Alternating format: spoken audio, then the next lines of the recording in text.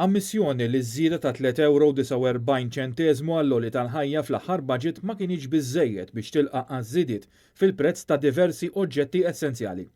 Waqt konferenza tal-aħbarijiet li fiha ħabbar bonus ta' darba l-familji, il-Ministru tal-Finanzi Edward Cicluna qal li din l-għotja ta' darba qed issir minħabba li ż-żiediet ta' ċertu prodotti ma kinux riflessi fil-kola. Meta ndirizza lill-midja, l-Ministru ma qalx li ma huma l-prodotti li jolew u li ma kinux riflessi fil-kola. U kien biss wara li kien mistoqsi ripetutament mill-ġurnalisti li Edward Cicluna qal li żiediet imsemmija kienu żiediet qawwija fil-prezz tal-ħobż u tal-ħalib. Il-Ministru tal-Finanzi qal li dawn iż-żiediet ma nqabdux Settembru li għadda, iż-żmien meta tagħlaq is-sena u jiġi kkalkulat iż-żieda għall-oli tal-ħajja li se tingħata fil-baġit li jmiss. Iżda meta wieħed iħares lura l-prezzijiet tal-ħalib u tal-ħobż kienu għolew fis-sajf ferm qabel l-aħħar ta' Settembru.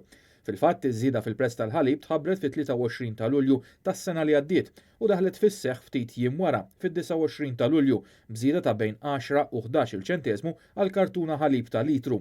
Dan minn barra sensiela ta' żiediet ta' prodotti oħra magħmula mill-ħalib li daħlu fis-seħħ aktar kmieni matul is-sena li għaddiet.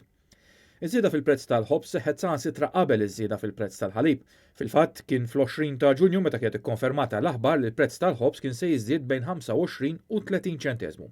Dan ifisser li fir-realtà kien hemm biżżejjed żmien biex dawn iż-żiediet ikunu kalkulati u jiġu riflessi fil-mekkaniżmu tal-kola, iżda dan ma sarx.